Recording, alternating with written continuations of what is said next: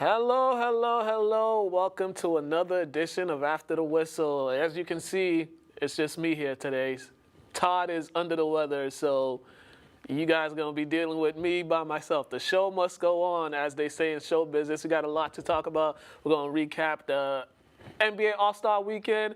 We're going to recap everything. There's a lot of NFL news going on, so people, sit tight and enjoy the ride with me, all right? At first, let's get right into it. All-Star Weekend, an exciting weekend once again.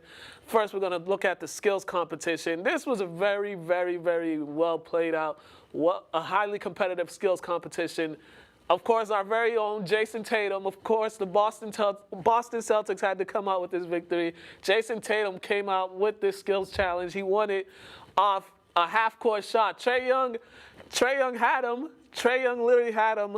He had him beat, and Jayson Tatum just shot that thing from half court to win the skills challenge. That was probably one of the most exciting skills challenges I've seen in a while. There was a lot of good competition in this one.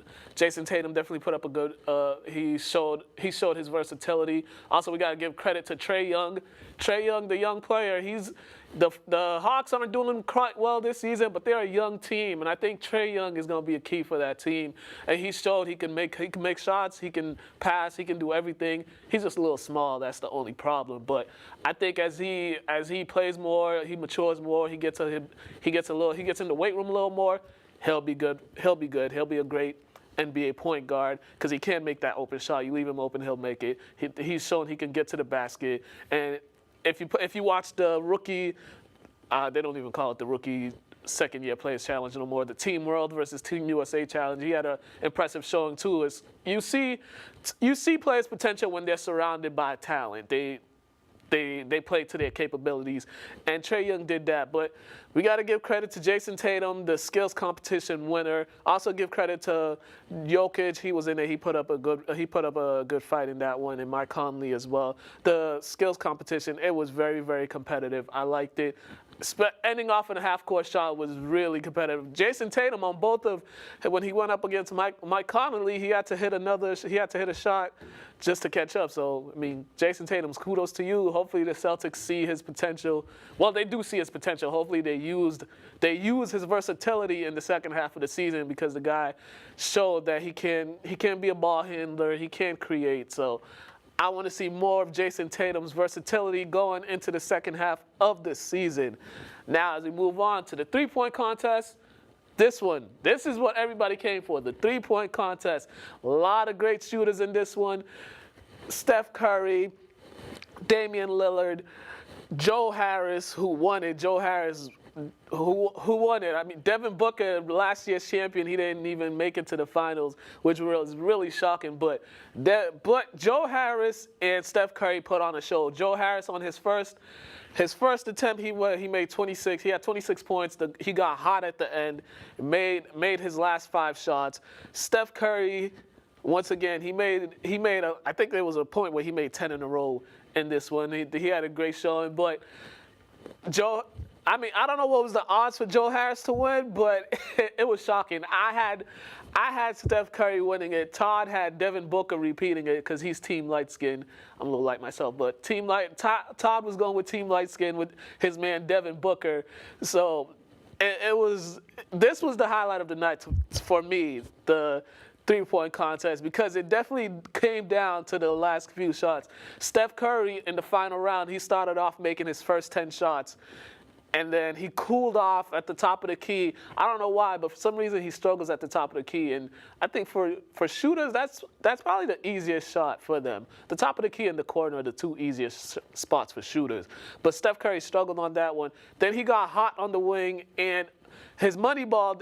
It was interesting because both Steph Curry and Joe Harris, actually a lot of the players, they used the corner for their money ball, the last shot. So Joe Harris in the final round, he made all his money balls. Steph Curry, he missed one money ball at the end in the last go round, and that proved to be the difference because he ended up losing to Joe Harris. Joe Harris had 27 points. Steph Curry had 25. It was that tight of a race, but it was very, very competitive. Dirk was out there too. Dirk was airballing. We didn't know if Dirk was going to make it to the last round. But Dirk, he showed, but he's just, the NBA is a young man's game, and Dirk's time has came and gone, but he did have a good showing of it. Damian Lillard also had a good showing. I was surprised that Seth Curry didn't have the showing that I expected him to have. He only had 16 points, which, I thought he was going to get in the 20s, but I think maybe the nerves, also being at home, first time being in the three-point contest, I think that may have played a key role in it. But all these shooters, they had a good showing. This was the highlight of the night, and looking forward to next year. As we move on, the dunk contest. Ooh, the dunk contest. There were some good dunks in this competition. There were some good dunks, but once again, the problem with the dunk contest is they were missing too many dunks. Miles Bridges, I think he on his first attempts, he didn't make any. His first go around, he missed all 4 of the dunks, and that's pretty disappointing. And he's a high leaper too.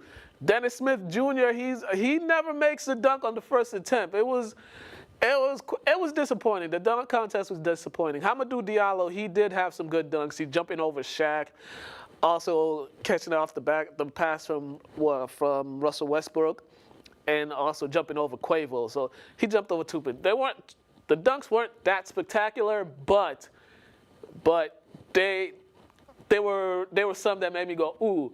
John Collins attempted to jump over a plane. He used the props, the Tuskegee Airmen, and it was a good idea, but the guy kicked the airplane and messed up the wing. So it was good idea, bad execution, and he's just too big. His first dunk was a pretty good dunk. And it got an 8, but I think it should have gotten a 9. It was at least a 9, but it got an 8. It's could be big. Like I said before, big men, they can't do it. Big men in the dunk contest, it doesn't work out for them that much. So I didn't like it, but the dunk contest. Next year is what we all should be waiting for. When Zion Williamson enters the NBA and he goes into the dunk contest next year. Zion, also the guard from Murray State, Ja Morant, when he comes into the league.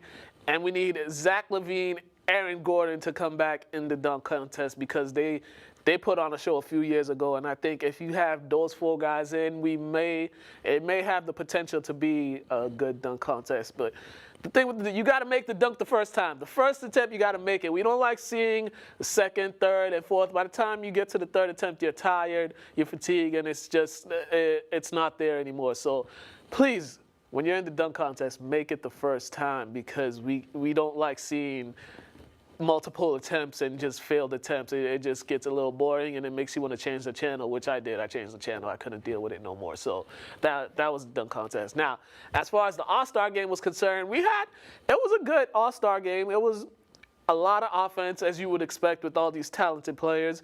The team Greek Freak came out. They came out 53 points in the first quarter. They had a big lead. They scored 95 points in the first half. They were dominating.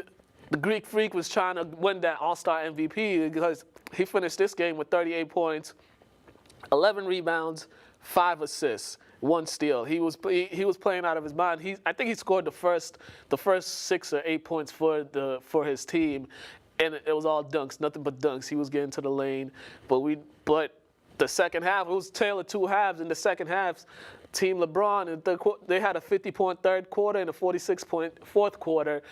And, some players that I should highlight that really took over. Damian Lillard, he had a great game. He had 18 points, but it was all from 3-pointers. I don't think he attempted any 2-pointers. All his points were 3s. Klay Thompson, he had 20 points all coming off the bench. Ben Simmons, 10 points, 7 assists, 6 rebounds.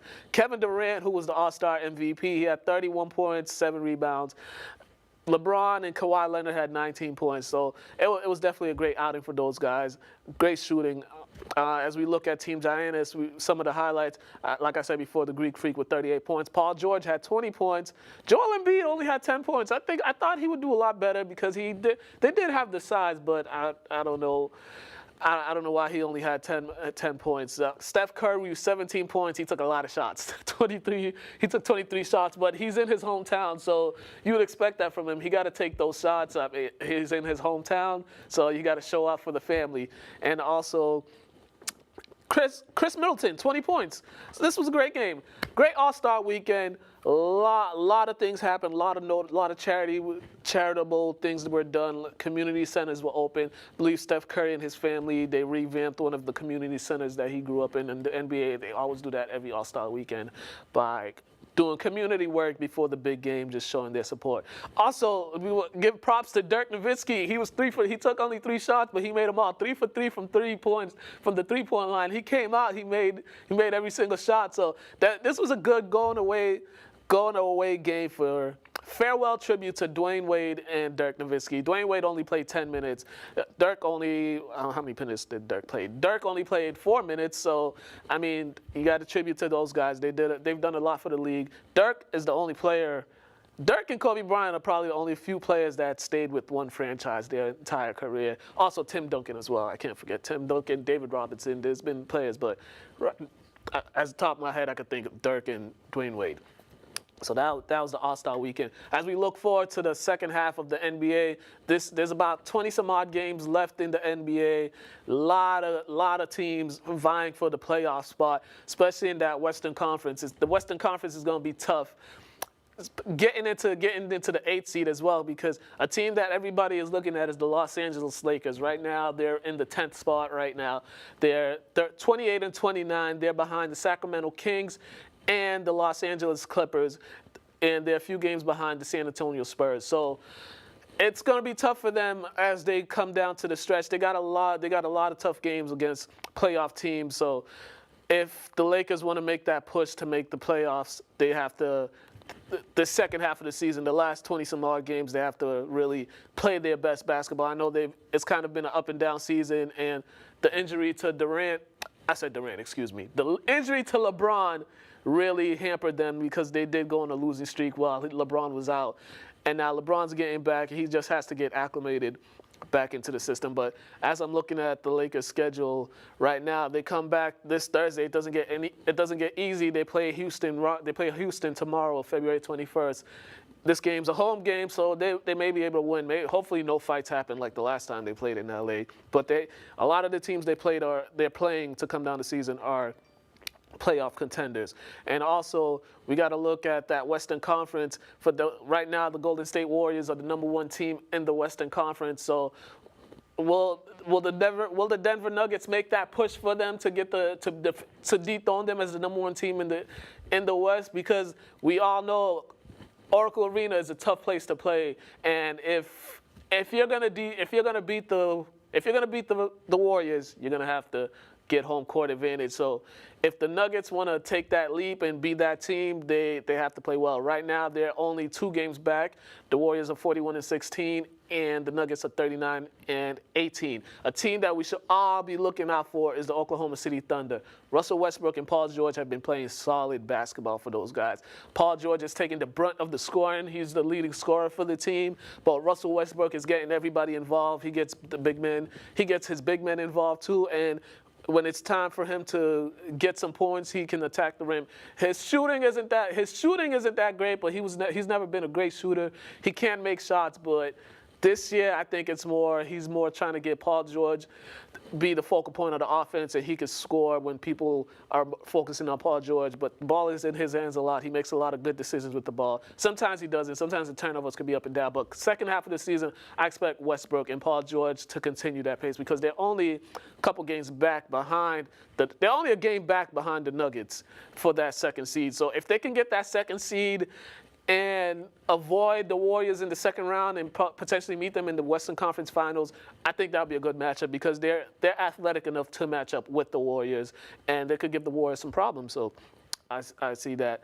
Houston, I don't know. Their health concerns me, so I don't know what's going to happen with them. You can't have James Harden use his usage rate is so high. I don't know how he's going to be able to continue it. If he does in the playoffs, that's not sustainable in the playoffs. We saw it last year when They were up on the Warriors. Although Chris Paul got hurt, they had the opportunity to win the games, but they started taking too many three-pointers, and James Harden it was just too many three-pointers. That's what derailed them from being able to beat the Warriors in the Western Conference Finals last year. As we look at the East is a tight race right now. Right now, our Boston Celtics, they're 37-21. They're 37-21 in the fourth spot right now. So they're a game back of Indiana for the third spot. They're 6.5 games back of Milwaukee and Toronto, who both have 43 wins, but the Bucks have 14 losses and the Raptors have 16 losses. And the Celtics, they're coming back off AllStar break. They have a matchup with the Bucks tomorrow night in Milwaukee. So it's going to be a tough road for the Celtics this coming the second half of the season, because they're going on a road trip. They're playing playoff teams, and they're playing a lot of tough teams. And so if for the Celtics to make that push, they're going to have to play their best basketball. Everybody has to be unified. Kyrie Irving has to stay healthy.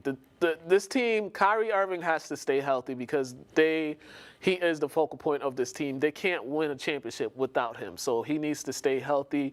I think Jayson Tatum and Jaylen Brown, those guys, they have to take a leap in the second half. They have to assert themselves more on the offensive end. They can play great defense, but on the offensive end, I'd like to see them assert themselves more. As I look at the Celtics schedule right now, so they're February 21st, this coming Thursday. They're playing at Milwaukee, then they're at Chicago, which should be a win. Then they got a couple days off, and they travel to Toronto, and they got a Tuesday night game in Toronto. So the Celtics have a chance here. If they could beat Toronto and Milwaukee, they have a chance to creep up into that #1 spot. But then they go on a road trip. They have road games against the Blazers, against the Wizards, against the Rockets. Actually, those are home games. I'm sorry. Those are home games. They have road games against the Warriors, the Kings, the Lakers, the Clippers, that West Coast trip. So it's going to be a tough time. This is going to be a second half of the Celtics is going to be very important. They need to get on a winning streak for them to position themselves to get that #1 seed, because it'll be very, very beneficial to them to get that home court advantage in the playoff. I believe with Kyrie Irving, I believe they could win on the road. Last year, they only won one playoff game on the road, which was sad. They could have closed out a few games. Even in the Eastern Conference Finals, they could have closed it out if they had just won one road game. But hey, it's trying times for them. But I believe the Celtics can make a run and get that #1 seed for the Eastern Conference Finals. And as we go on, other NBA news, the Pelicans fired GM Danny Demps, and they hired Danny Ferry, which was interesting because Danny Ferry, there's some issues why he's not a GM right now, because when he was in Atlanta, he said something about Luol Deng about having a little African in him or something like that, and it was whatever the comment was, what it was, it ended up getting him relieved from his duties, and he hasn't been GM since. So he's taken the position, I think, like special consultant or something like that. Danny Ferry is. But as for Demps, I'm not surprised the Pelicans fired him, because if they had offers for Anthony Davis clearly didn't want to be there.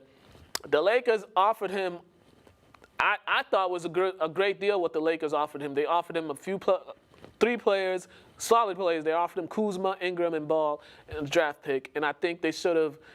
And Demps just wanted more. He kept asking for more, and the Lakers pulled the plug on him, which I don't blame them. He wanted the whole house for Anthony Davis, but he should have made that deal. Not making that deal pretty much cost him his job, and I'm not at all surprised that he was let go from the league. So, I mean, I don't know what's next for the Pelicans, because it's clear that Anthony Davis doesn't want to be there. They had that little incident last week where he just left after hurting his shoulder. He left the stadium, or the arena, I should say, as the game was still going on. And they say he left to get an MRI, but it just was not a good look, because he did leave with his agent, which is Rich Paul, and everybody knows that Rich Paul is the one that made that announcement that Anthony Davis won't resign. So it just doesn't look right. This is just they should have traded him. They should have traded him, because he's not going to be there, and you might as well have gotten something for him rather than getting nothing, which is basically probably what's going to happen. They're probably not going to get anything for him, but we'll see what happens. But the Pelicans, I don't know. This is what happens when you don't surround him with the talent that he needs to win. So the saga continues. The Anthony Davis saga continues. And as we move on with the show, the NFL, which always is a headline, the NFL, we can't get away from the NFL. The NFL last week, this past weekend, I believe, they settled with Colin Kaepernick and Eric Reid on their collusion case. And for those that have been paying attention, this is very big because the NFL basically, by settling, this was them basically admitting that there was collusion against Colin Kaepernick and to keep Colin Kaepernick out of the league and Eric Reid. Although Eric Reid has signed, we talked about it last episode, he signed an extension with the Carolina Panthers, but Colin Kaepernick, he has yet to be signed by an NFL team. So this case kind of proves that they had Colin Kaepernick and his representation, they had a lot of evidence that proves that the NFL colluded. And the NFL, if we know anything about the NFL, they will take you to court. They will go to court. They will fight it. They will fight it until they get it right. We saw it with Tom Brady. We saw it with Ezekiel Elliott. Especially with Tom Brady, because when Tom Brady won his appeal, the NFL just went back and appealed. When Tom Brady kept going, playing this game of appeal, and basically Tom Brady gave up. He just got tired of going to court constantly appealing, so he just took the suspension. And there was no evidence that can prove that Tom Brady was the one that deflated the footballs. There was no concrete evidence to prove that it was Tom Brady, or any concrete evidence to prove that anybody deflated football, because we still had scientists saying the weather could have caused it, but that's all in the past now. So for the NFL to settle with Colin Kaepernick, this is a major win for Colin Kaepernick, because it's whatever evidence he had against the NFL did not want it to go to court, and the NFL did not want the public to know about these evidence. And I'm hearing it was around 60 to 80 million range that they settled. It's one of those non-disclosure that they can't really talk about it. Kaepernick can't really talk about it. So I'm just saying that for the NFL to do this, they know they were going to lose if they took it to higher courts. They knew they were going to lose. So now all we know is what's next for Colin Kaepernick. Will an NFL team sign him? That I don't think any NFL team is going to sign him, because if an NFL team were going to sign him, they would have already done it. But this is interesting on so many levels, because we had people saying that Colin Kaepernick, this was all for the money. He's not really doing this because for activism. This is all for the money and things of that nature. So they're going to look at this and say, you see, we told you, Kaepernick, he was just in it for the money. All his protest and his activism or whatever, it was all about the money, which makes no sense, because the guy wasn't employed. I mean, you do want him to be broke too, so he can't. He's doing this. He was doing all this from his dollars. Nobody was helping him. It was funded by him. So all the stuff he's been doing since the NFL didn't refuse to hire him has been coming out of his pocket. So I don't understand. People have this outrage about, no matter what, they're still going to have outrage, because they still think by him settling, he's a sellout. He sold out, or he gave in to the NFL, which is not the case. But Colin Kaepernick owes no explanation to anybody. He's been doing what he's been doing, and I'm glad that he was able to win this settlement, because it's rare for a player to win against the NFL. I mean, not even Al Davis could win against the NFL, and the NFL had it for Al Davis. So this was big. So hopefully, maybe Colin Kaepernick could get another job, but I don't know. There were reports last week that the Alliance for American Football offered Kaepernick to play in the league, which is basically a minor league for football, and he said he'll play for if only you give him $20 million, because that's his worth, and I don't blame him. So the sagas, we're still gonna learn more about this. We actually want to know more about this settlement the NFL had, but right now this was a big win for them. And as we go on, Antonio Brown once again is in the news for the wrong reason. He was on a tweet storm this past weekend and also the other day. First, a fan asked him a question, if there was any issues with him and Ben Roethlisberger's, or if there's any personal feelings. And Antonio Brown basically put out a tweet saying there's no real issues with him and Ben Roethlisberger. It's just that Ben Roethlisberger thinks it's okay to call out people, and basically he has an issue with Ben Roethlisberger calling out people and never getting. He's never got the repercussions for that. He's never faced any backlash. And also that the coaches couldn't say nothing about it because Ben Roethlisberger is their meal ticket because he's the quarterback face of the franchise. So a lot of quarterbacks get away with saying stuff like that because we saw it in the season. Ben Roethlisberger had a tendency of just calling out his teammates, calling out his coaches, and just saying random things, which, if other quarterbacks would do it, let's say if Cam Newton would do that, there would be headlines for days. We'd still be talking about it right now if it happened during the season. But I mean, Ben Roethlisberger gets a pass. I don't know why he gets a pass, but he does get a pass. So that's interesting. And Antonio Brown, he also met with Pittsburgh Steelers owner Art Rooney, one of the Rooney family, and basically they've all agreed that it's time to move on. It's time for him to move on. He's been in Pittsburgh for about 9 or 10 years, I believe. And yeah, it's just time. And I think some of his antics might derail a team from getting him, but he's too talented to not get picked up. A team will trade for him because Antonio Brown is a talented wide receiver, and I don't know what team should go for him. I have an idea of some teams that can use him. I wouldn't be surprised if the LA Rams tried to pick him up. Let's say the Green Bay Packers or the Chicago Bears maybe try to pick him up. Some teams that need receivers. Even the Carolina Panthers. I can see Antonio Brown fitting with the Carolina Panthers. So we'll wait to see. But it's clear that him and his relationship with the Steelers is over. It's done with. So we're going to see what happens. As you can see, that's the tweet right there. A fan asked him what the issue was with him and Ben Roethlisberger, or the conflict, and this was his response to that fan. And it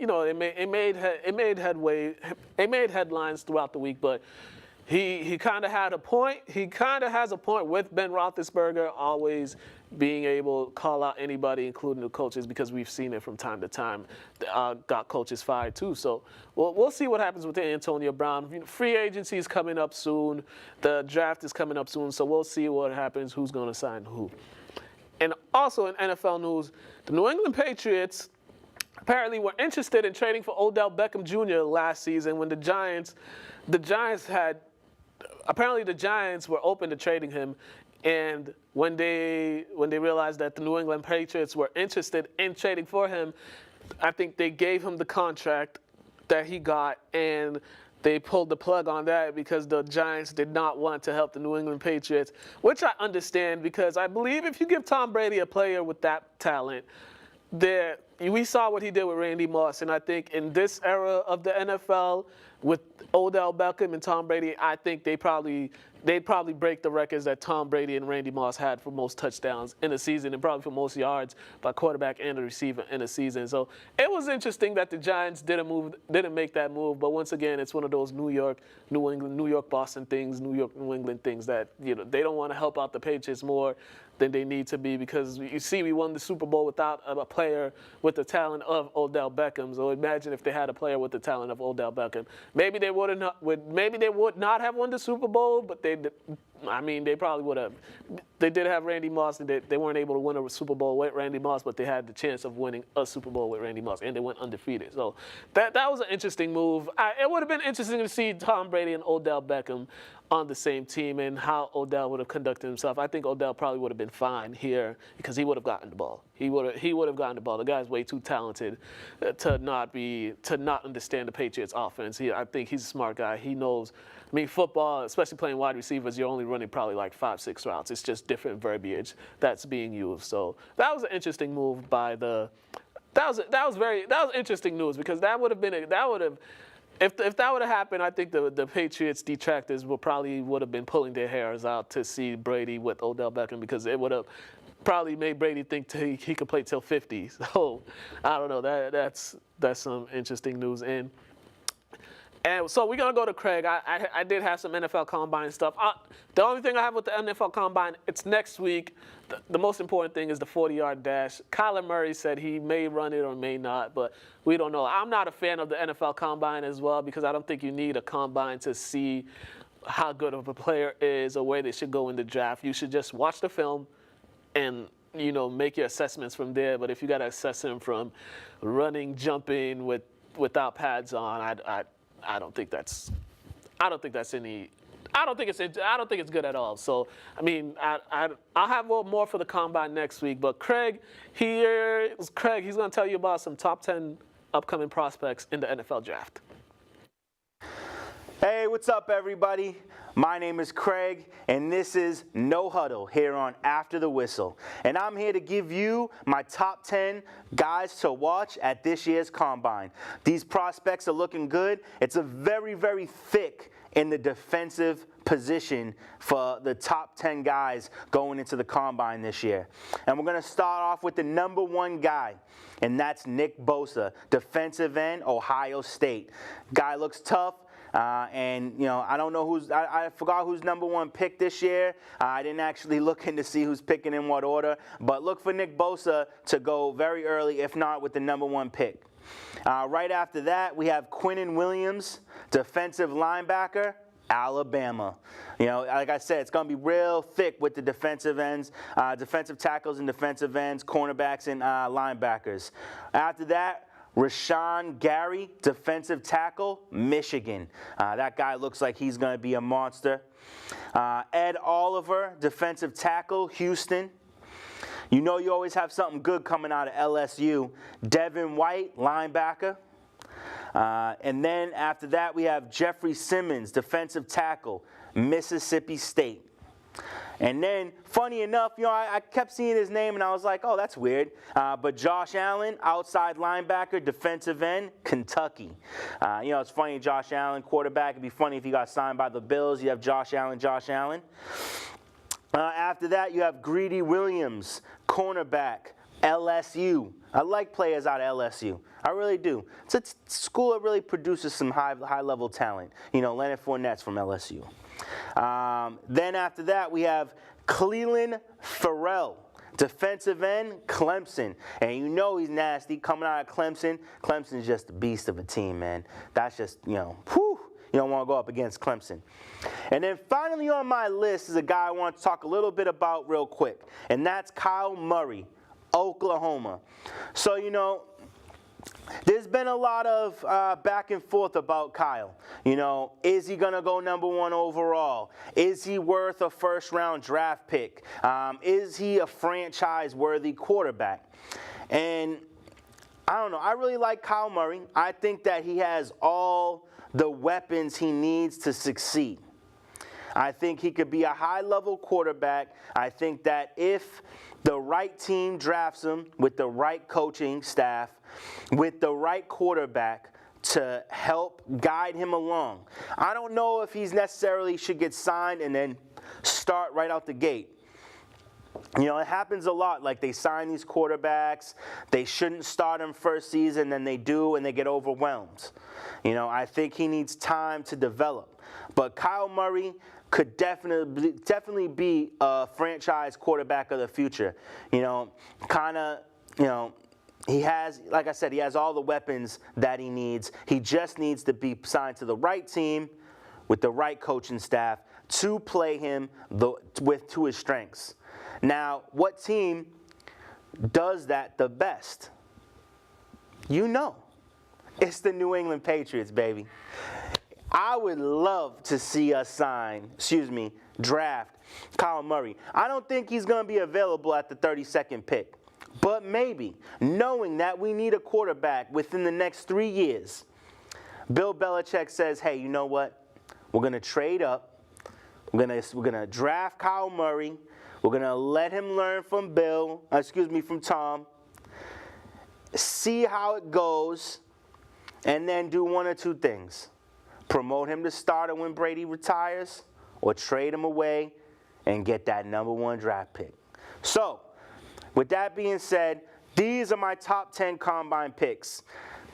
hit me up on my Facebook page if you want to, debate back and forth with me. I love debating about football. But until then, my name is Craig. You can check out my show, The Flex, Wednesday nights at 9.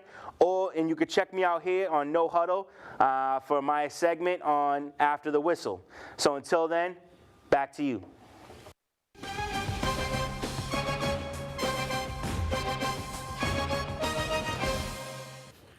Thank you, Craig. Always good to hear from Craig. We'll be hearing from him more in upcoming shows. So now let's go get into some Major League Baseball and some big news yesterday.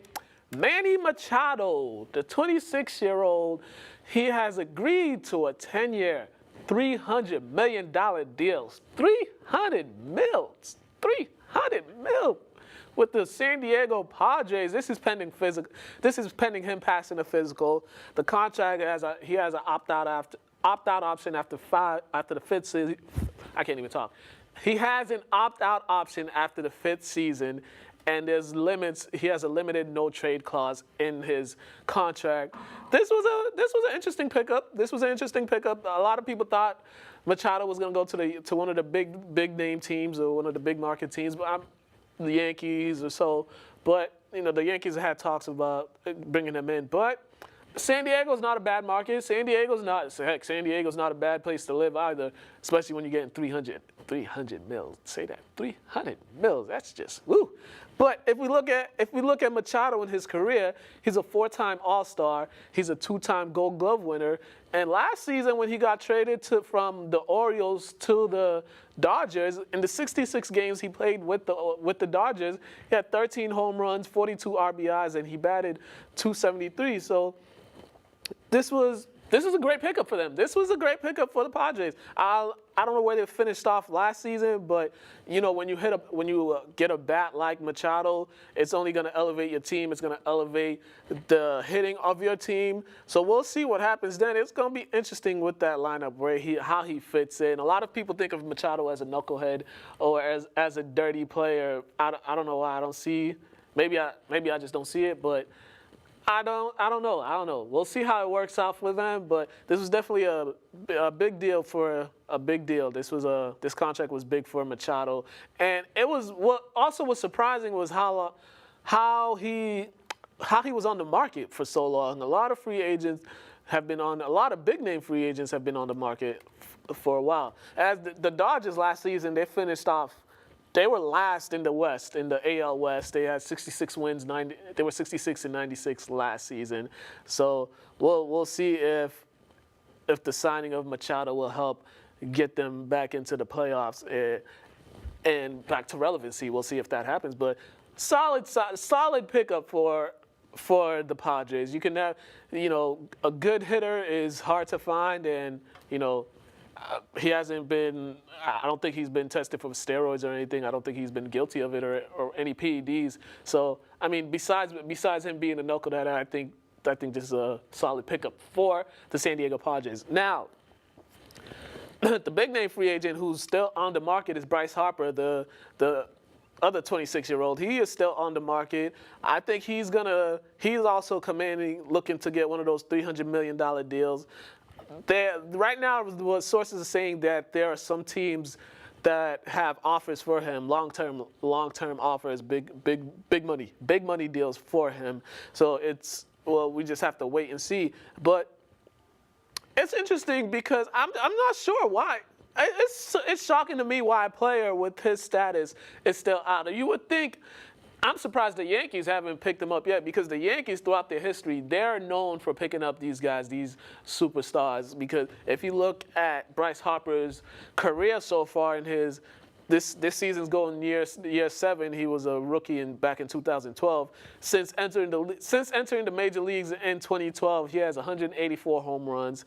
In 2015, he hit 42 home runs. Last season, he hit 34 home runs. He was a 2015 National League MVP. He's a 6-time All-Star. So there's no reason why a guy like him should be out. Maybe what his demanding is, the money he's demanding, maybe a little too high for some teams that they don't want to sign him. But I'm pretty sure he'll be signed within the next couple weeks, especially with the Machado signing that picked up waves. So we'll see. We'll keep you updated with what happens with Bryce Harper, but he'll be on the roster at some point. There's no reason why a 26-year-old, 6-time All-Star should not be signed yet. But as they say in Philadelphia, you have to trust the process, and maybe the process is just wait and see. Well, maybe the best suitors, maybe the Red Sox might take a run at him. The Red Sox have been spending a lot the past couple off seasons, so it won't hurt to add another bat to that already powerful lineup in the middle of their lineup. So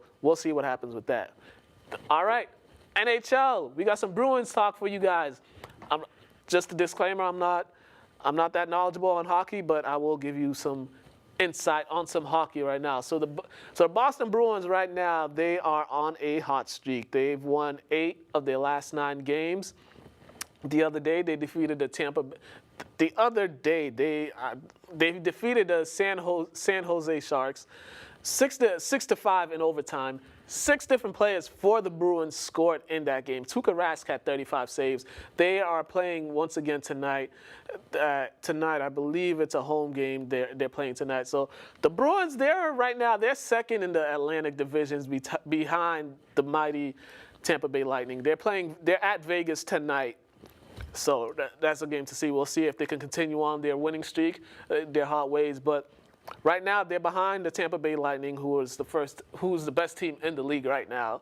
But for some season highlights, we got to look at Brad Marchand. This guy, he's already got 70 points, which is tied for 10th in the league. This is big for him. Him and Sidney Crosby are tied with 70 points. 47 assists, which is tied 9th in the league, also with Sidney Crosby and McKinnon. And here's an interesting one: he has 86 penalty minutes. So Brad Marchand, he's always the fighter, as you can see. Tuukka Rask, Tuukka Rask has been having a solid season. He's been playing well for the Red Sox, Bruins.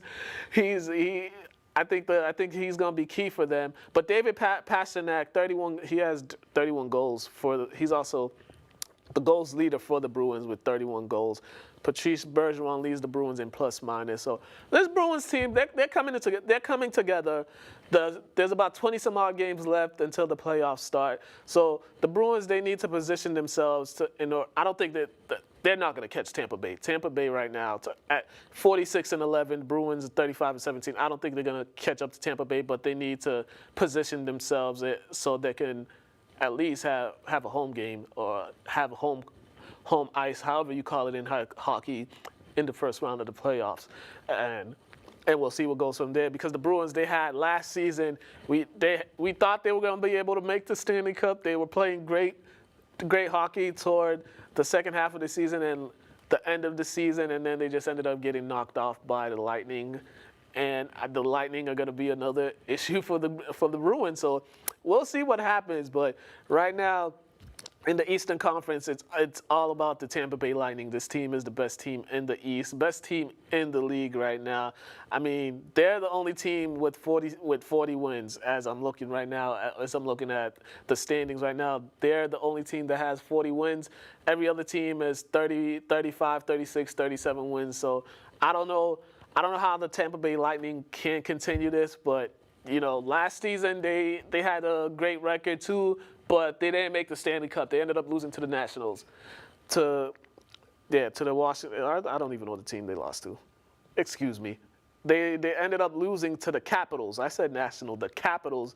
They ended up winning that one. So we'll see what happens with them. I don't know I'm not sure if they're going to be able to do it, but if we look at the Tampa Bay Lightning right now, they, as a team right now, 96 points. They got a 7-game winning streak right now, and they have 7 players in the top 10 in points right now. Nikita Kucherov, he has 99 points, which leads the league, which leads the NHL. 29 goals, which is 15th in the NHL.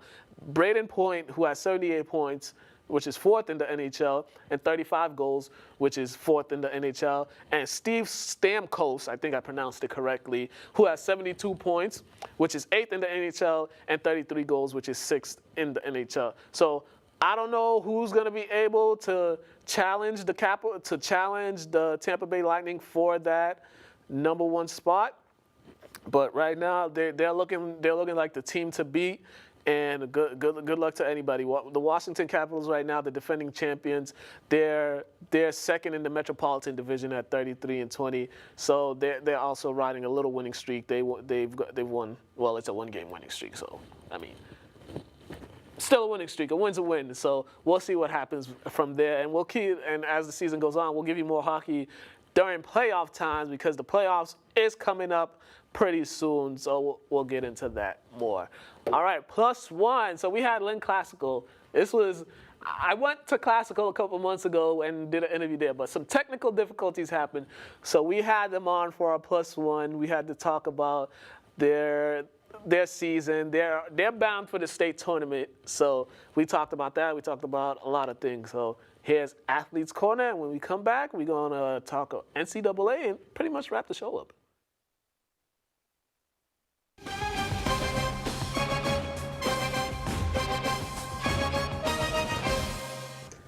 Welcome to another edition of Athletes Corner. We got the Lynn Classical Rams here. We got head coach Jasper Grassa. We got senior Darrell Rucker and senior Javon Carter here. What's going on, fellas? How are you guys doing?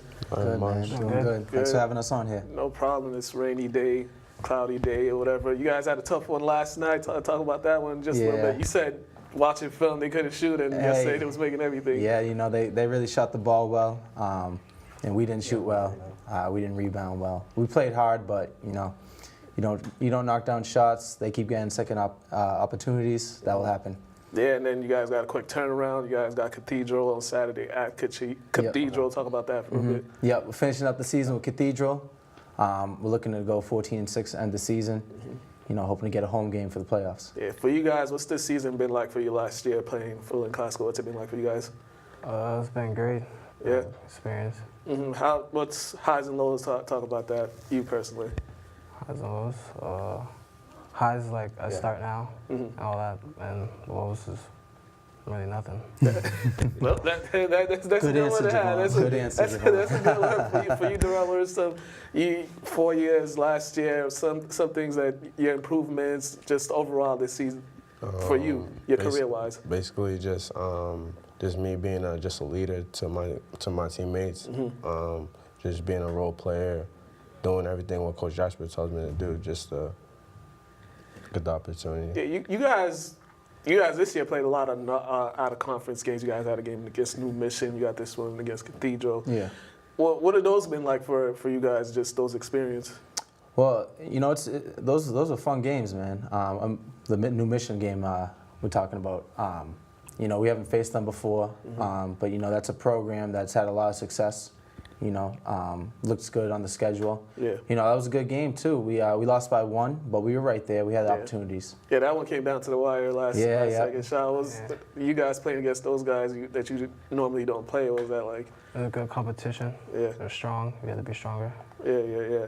Now talk about you guys finishing up the season now. This state tournament once again. So what's it going to take for you guys just to make that deep run this year? Just gotta be hungry.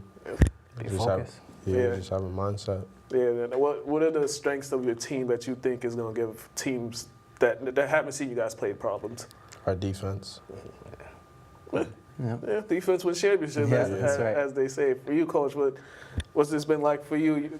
Another year under the belt, just the experience-wise. Second year's been, every year is going to get better. You just get more used to it. So second year, I've definitely been more comfortable in the head coaching job. Getting more used to things behind the scenes. But it's just fun, just hitting our stride. And what's it like for seeing these guys, their growth, just? That's probably the best part, to be honest. I remember when Javon came in as a freshman. Didn't say 2 words.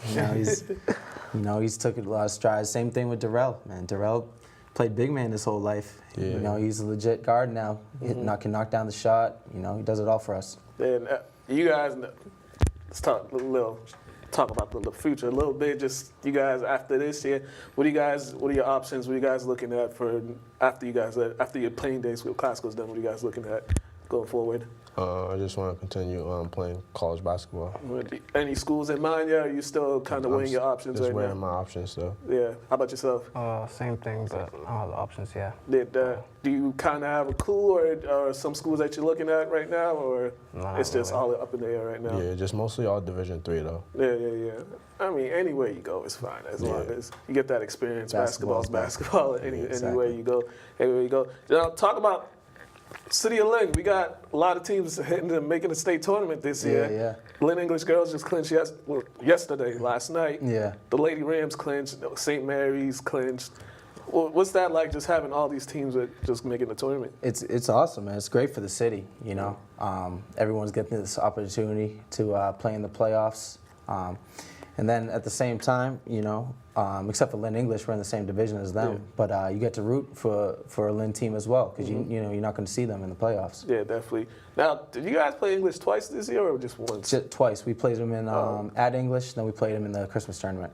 Okay. I was the regular season one, because I know you guys usually play the home game. Yeah. They only did 2 games this year, mainly because we were going to meet each other in the first round. Yeah, that's interesting. Yeah. That was interesting. You might as well just keep that thing going. You know, that's what it is, though. I don't know, man. So, I mean, so next week you guys got the seating going out. So, you know, what's the week going to be like for you guys? You guys got school vacation coming up, so what's the week going to be like? Yeah, so we'll give them a couple days, then we're right back to it. You know, once we find out who we're going to play, we're going to adjust for that, you know, start game planning. Yeah. But before that, you know, just keep these guys in shape, keeping their shot ready. Yeah. But we should know by probably Tuesday, Wednesday next week. And then the following week is the tournament? The following week is when the tournament will open up. Will open up. I mean, I'm trying to see everybody make the Garden. I'm trying to see all the teams, especially you guys. I know you played a couple years ago when you guys played up in Lowell and almost got there to the Garden. Yeah. Is that something that you think about, just trying to get back there because you were so close that your sophomore year? Yeah, I just think about it basically every single day. Yeah. What was that like, that particular game that you guys played in that particular year? Me personally, like my first year playing, I was amazed. Like I never played like that before. Yeah, all the entire crowd. That was an intense game, man. That was a great game. Yeah, who's your matchup? That was Brighton. Brighton. They ended up winning that it too, right? Yeah, They ended up winning it too. Javon, he got the Curry College. He got the Curry College on. You know, I went there for a particular time. I mean, we're not gonna talk about when I was there, but I was there too. But they got a good program in there. You say your brother played over there? Yeah. All 4 years. He played 4 years there. Yeah, he played like 2 years. 2 years there. What was that? You went to some of the games out there? Yeah, I went to a few. How do you like that campus and stuff? It was good over there. I mean, good fans, everything. I'm telling you, you have fun if you go there, man. You gotta look into that school, man. You'd have a lot of fun if you go there, especially they got a good program too, and other stuff. We talk about afterwards, but still, man, just you guys keep doing your thing. And lastly, before we go, last time I had them on, we had some technical difficulties. That's why they're back. But the last time I was over there at Classical, we had some technical difficulties. Darrell told me I couldn't guard him or couldn't score on him. So, I mean, is that statement still hold true? Yes. Damn. I gotta get back in shape, man. All right, but good luck Saturday. Appreciate it, man. Tell the people what time. So it's different than usual. It's going to be 1, 2:30, and 4 o'clock. JV and freshman. Yeah, freshman JV, then varsity at Cathedral. Okay, yeah. A lot earlier than usual. So, Saturday. So yeah, if you guys ain't got nothing to do, this is pre-recorded. So by the time this comes out, they've already played. But check them out. Make sure you go support them at the state tournament. We'll be there. I'll be there because I have to be there. But check them out. I want to thank you guys for coming, man. This was great. Good luck Saturday. And also good luck in the state tournament, man. Thank you, man. Appreciate that. No problem. All right, you guys been watching Athletes Corner, and we out of here.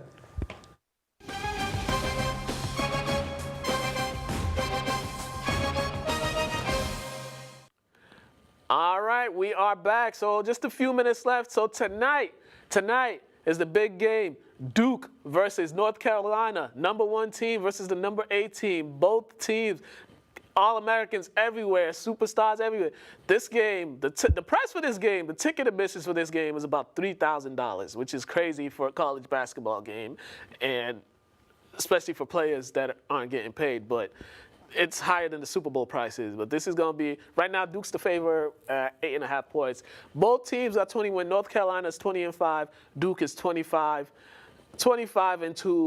10-2 is the conference with North Carolina, 11-1 in the conference with Duke. So this is going to be a great matchup. Two different styles. You got a team with a lot of freshmen, and you got a team with some freshmen and upperclassmen. So two different styles. North Carolina, Duke, these games are always out of control. I believe in possibly the past 100 games, there's been 50-50 each. So hope you guys tune in. And also, I talk so much that we're running out of time. Make sure you watch the Duke. I have North Carolina winning this game because I always got to root for North Carolina because the GOAT went to North Carolina, Michael Jordan. So, all right.